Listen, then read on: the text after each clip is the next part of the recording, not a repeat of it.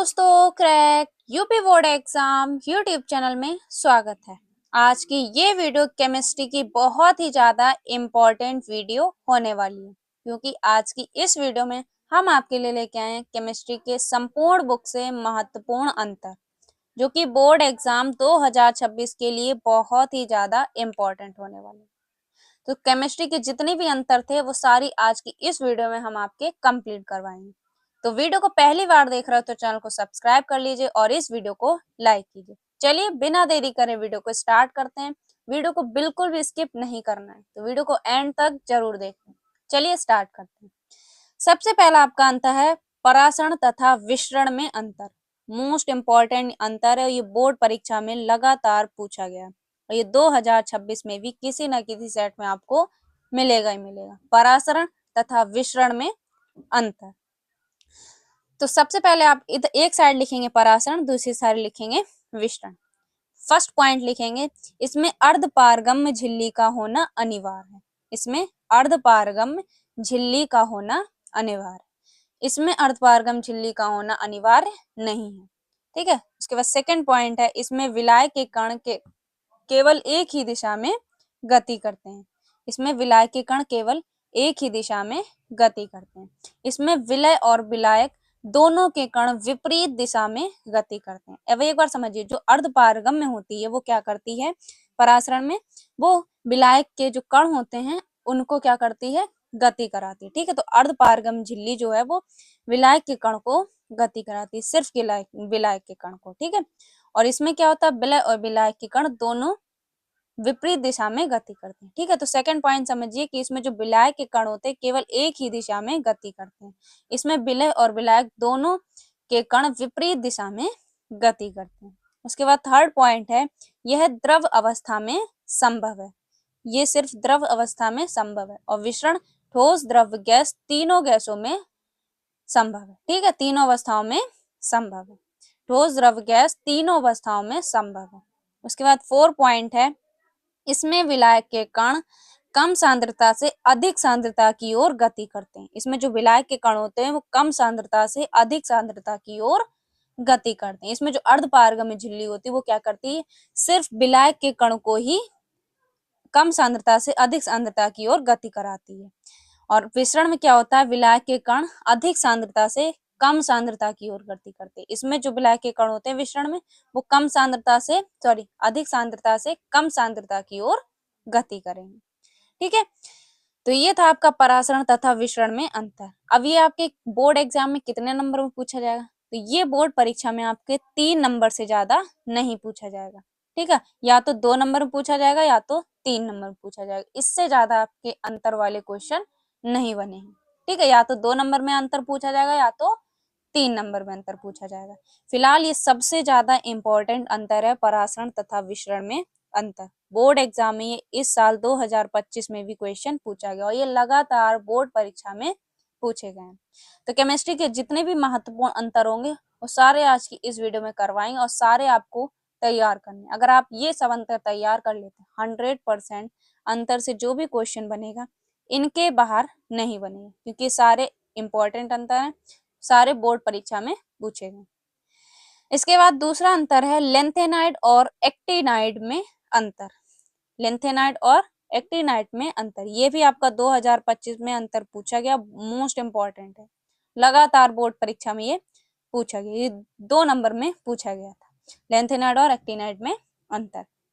तो लेंथेनाइड का first point है, इसमें जो अंतिम इलेक्ट्रॉन होते हैं वो 4f ऑर्बिटल में प्रवेश करते हैं। किसमें प्रवेश करते हैं, 4f ऑर्बिटल में प्रवेश करते हैं। और एक्टिनाइड में अंतिम इलेक्ट्रॉन 5f ऑर्बिटल में प्रवेश करते हैं। ठीक है। तो बहुत ही इजी है, लेंथेनाइड 4f ऑर्बिटल में प्रवेश करते हैं और एक्टिनाइड 5f ऑर्बिटल में प्रवेश करते हैं। ठीक है। उसके बाद थर्ड पॉइंट है, ये तत्व लेंथेनम के बाद आते हैं इसलिए लेंथेनाइड कहते हैं, और ये एक्टिनियम के बाद आते हैं इसलिए इन्हें एक्टिनाइड कहते हैं। जो भी तत्व होते हैं वो क्या होते हैं, एक्टिनियम के बाद आते हैं, उन्हें इसलिए एक्टिनाइड बोलते हैं। इसमें ये तत्व लेंथेनम के बाद आते हैं तो क्या होते हैं, लेंथेनाइड कहलाते हैं। ठीक है। उसके बाद थर्ड पॉइंट है, लेंथेनाइड के यौगिक कम क्षारीय प्रकृति प्रदर्शित करते हैं। लेंथेनाइड के यौगिक कम क्षारीय प्रकृति प्रदर्शित करते हैं। एक्टिनाइड के जो यौगिक होते हैं वो अधिक क्षारीय प्रकृति प्रदर्शित करते हैं। ठीक है, तो इसमें कुछ नहीं है, बहुत ही इजी है। पहला क्या लिखना है आपको, इनमें अंतिम इलेक्ट्रॉन 4 ऑर्बिटल में प्रवेश करते हैं और एक्टिनाइड में 5 और f ऑर्बिटल में प्रवेश करते हैं। ठीक है, सेकंड पॉइंट, इनमें जो तत्व होते हैं वो लेंथेनम के बाद आते हैं, इसलिए इन्हें लेंथेनाइड कहते हैं, और ये तत्व एक्टिनियम के बाद आते हैं, इसलिए इन्हें एक्टिनाइड कहते हैं। थर्ड पॉइंट है, लेंथेनाइड यौगिक जो होते हैं वो कम क्षारीय प्रकृति प्रदर्शित करते हैं, एक्टिनाइड अधिक क्षारीय प्रकृति प्रदर्शित करते हैं। ठीक है, उसके बाद अगला आपका अंतर है डीएनए तथा आरएनए में अंतर। ठीक है, ये दोनों अंतर आपके इंपॉर्टेंट हैं, दोनों आपको पढ़ लेने, बोर्ड परीक्षा 2025 में पूछेगा।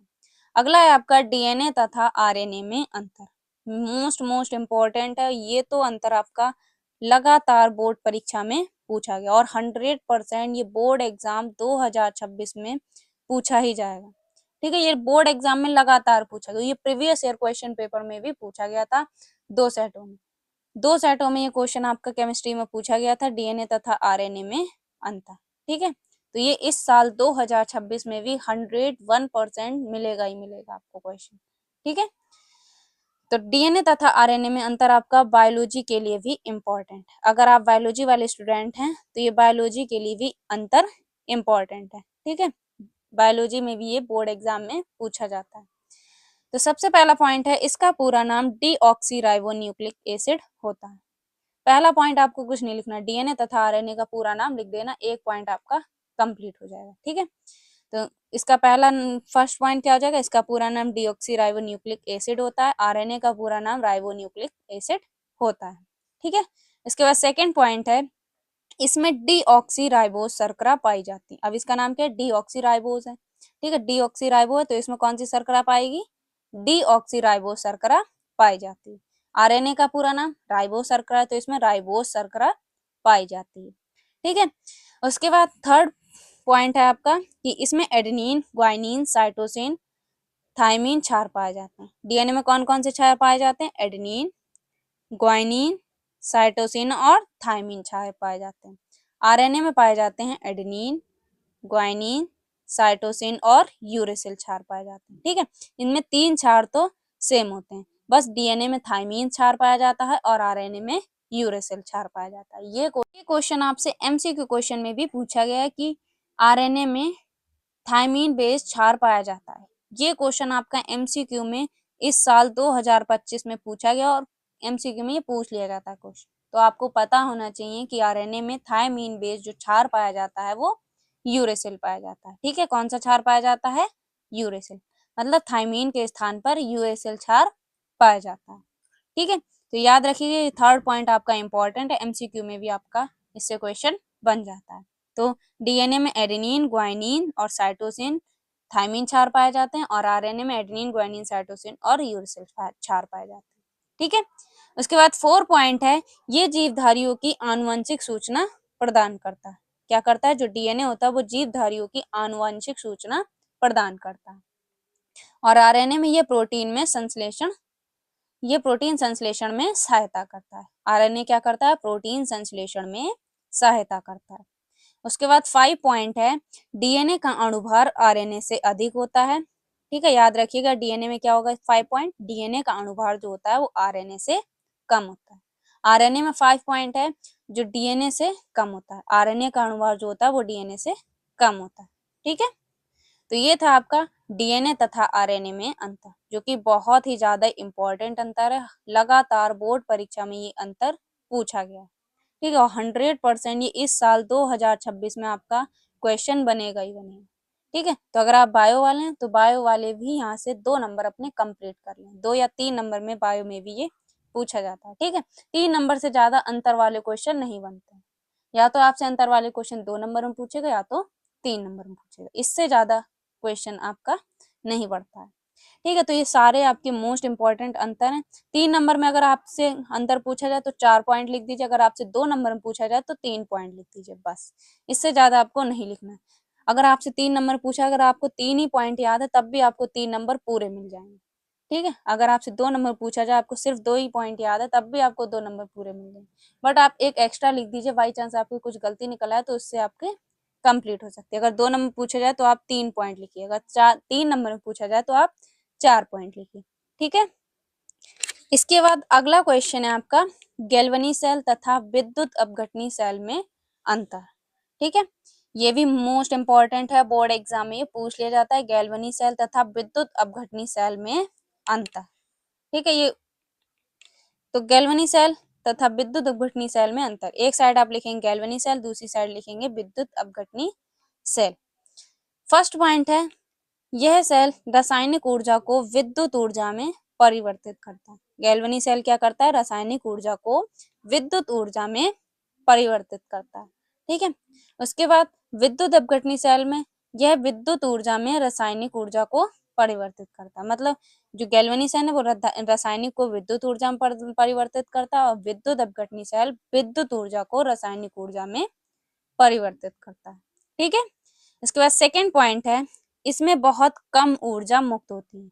गैल्वनी सेल में बहुत ही कम ऊर्जा मुक्त होती है और इसमें अधिक ऊर्जा मुक्त होती है। उसके बाद थर्ड पॉइंट, यह क्रिया जो होती है वो स्वतः होती है। गैल्वनी सेल की जो क्रिया होती है वो स्वतः होती है, यह क्रिया स्वतः नहीं होती है। उसके बाद 4 पॉइंट है, इसमें इलेक्ट्रोड अलग अलग विलयन में होते हैं।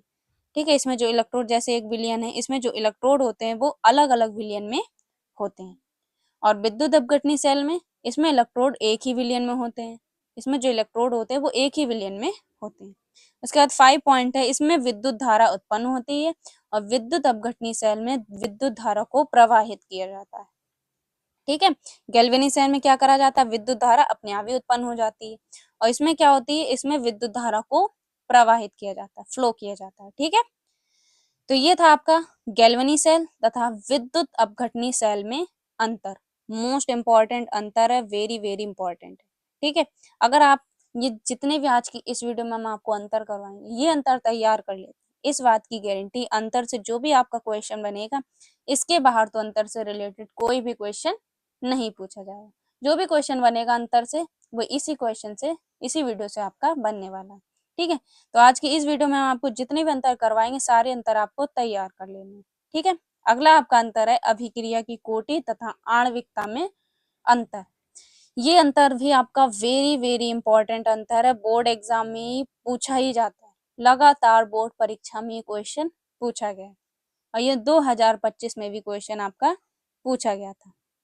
ठीक है, तो अभिक्रिया की कोटि तथा आणविकता में अंतर मोस्ट इंपॉर्टेंट है, इसे भी आपको तैयार कर लेना। एक साइड आप लिखेंगे अभिक्रिया की कोटि, एक साइड आप लिखेंगे अभिक्रिया की आणविकता। सबसे पहला पॉइंट है, ये क्या है, यह एक प्रायोगिक मान है। ये कैसा मान है, प्रायोगिक मान है। ठीक है, और ये सैद्धांतिक मान है। सेकेंड पॉइंट, यह पूर्णांक भिन्नात्मक व ऋणात्मक होती है। मतलब जो अभिक्रिया की कोटि होती है वो पूर्णांक में भी होती है। ठीक है, भिन्नात्मक मतलब बटे में भी होती है, ऋणात्मक मतलब माइनस में भी होती है। बट अभिक्रिया की जो आणविकता होती है वो सदैव पूर्णांक होती है। ठीक है, सदैव क्या होती है, पूर्णांक संख्या होती है। ठीक है, तो याद रखिएगा, जो अभिक्रिया की आणविकता होती है वो पूर्णांक, भिन्नात्मक, ऋणात्मक हो सकती है। ठीक है, हो सकती है, बट यह सदैव एक पूर्णांक संख्या होती है। ठीक है, अभिक्रिया कोटि में कभी पूर्णांक में आ गया, कभी भिन्नात्मक में आ गया, कभी ऋणात्मक में आ गया। ठीक है, बट अभिक्रिया की जो आणविकता होती है वो सदैव पूर्णांक संख्या ही होती है। ठीक है, इसके बाद तीसरा पॉइंट है, अभिक्रिया की जो कोटि होती है वो शून्य हो सकती है। मतलब अभिक्रिया की कोटि शून्य हो सकती है, बट अभिक्रिया की आणविकता जो होती है वो कभी भी शून्य नहीं होती है। ठीक है, याद रखिएगा, ये क्वेश्चन इंपॉर्टेंट है, आपका ये पॉइंट पूछ लिया जाता है एमसीक्यू में कि अभिक्रिया की कोटि शून्य हो सकती है या नहीं हो सकती। ये क्वेश्चन आपका एमसीक्यू में एक बार पूछा गया था बोर्ड एग्जाम। ठीक है, तो याद होना चाहिए कि अभिक्रिया की जो कोटि है वो शून्य हो सकती है, बट अभिक्रिया की आणविकता कभी भी शून्य नहीं हो सकती। ठीक है, इसके बाद 4 पॉइंट है, इससे अभिक्रिया की क्रिया विधि की जानकारी मिलती है। जो अभिक्रिया की कोटि है, इससे क्या मिलती है, अभिक्रिया की क्रिया विधि की जानकारी मिलती है। और अभिक्रिया की आणविकता में, इससे अभिक्रिया की क्रिया विधि की जानकारी नहीं मिलती। मतलब जो कोटि है उससे अभिक्रिया की जानकारी मिलती है, मतलब क्रिया विधि की जानकारी मिलती है, और आणविकता से अभिक्रिया की क्रिया विधि की जानकारी नहीं मिलती है। ठीक है, इसके बाद 5 पॉइंट है, यह उन अणुओं की संख्या है जिनकी सांद्रता परिवर्तित रहती है। मतलब जो अभिक्रिया की कोटि है, ये उन अणुओं की संख्या जिससे क्या होती है, सांद्रता परिवर्तित होती है। और आणविकता जो होती है, वो यह अभिकारक अणुओं की कुल संख्या होती है। आणविकता क्या होती है, अभिकारक अणुओं की कुल संख्या होती है। ठीक है, तो ये था आपका आणविकता तथा कोटि में सॉरी अभिक्रिया की कोटि तथा आणविकता में अंतर, जो कि बहुत ही ज्यादा इंपॉर्टेंट अंतर है, बोर्ड एग्जाम में पूछ लिया जाता है। ठीक है, 3 नंबर में पूछा जाएगा, तो आप 4 पॉइंट भी लिख देंगे, आपको 3 नंबर आपको कंप्लीटली मिल जाएंगे। पहले लिख देना यह एक प्रायोगिक मान है, यह एक सिद्धांतिक मान है। उसके बाद सेकंड पॉइंट में यह पूर्णात्मक, भिन्नात्मक और ऋणात्मक हो सकती है। और विक्रिया की कोटि यह सदैव पूर्णांक संख्या होती है, यह शून्य हो सकती है और यह शून्य नहीं होती है। ठीक है, यह शून्य नहीं हो सकती। उसके बाद 4 पॉइंट आप लिख दीजिएगा कि यह उन अणुओं की संख्या होती है जिनकी सांद्रता परिवर्तित होती है, यह अभिकारक अणुओं की कुल संख्या होती है। या आप ये 4 पॉइंट भी लिख सकते हैं। इससे अभिक्रिया की क्रियाविधि की जानकारी मिलती है और इससे अभिक्रिया की क्रियाविधि की जानकारी नहीं मिलती है। तो हमने 5 पॉइंट लिख दिए हैं। अगर 3 नंबर पूछा जाए तो आप 4 पॉइंट ही लिखिए, आपको फुल 3 नंबर मिल जाएंगे। ठीक है, तो ये थे आपके इम्पोर्टेंट अंतर। सबसे पहला आपको कौन सा पढ़ना, परासरण तथा विसरण में अंतर, मोस्ट इम्पोर्टेंट है, बोर्ड एग्जाम में ये पूछा ही जाता है, इसे आपको बिल्कुल भी नहीं छोड़ना है। ठीक है, 100% बोर्ड एग्जाम के लिए इम्पोर्टेंट है। 2026 के 7 सेट होते हैं, 7 में से 1 या 2 सेट में ये आपसे क्वेश्चन बनेगा ही बनेगा। ठीक है, उसके बाद दूसरा है लेंथेनाइड एक्टिनाइड में अंतर, ये भी आपको तैयार कर लेना है। उसके बाद डीएनए तथा आरएनए में अंतर, और गैल्वेनी सेल तथा विद्युत अपघटनी सेल में अंतर, अभिक्रिया की कोटि और आणविकता में अंतर।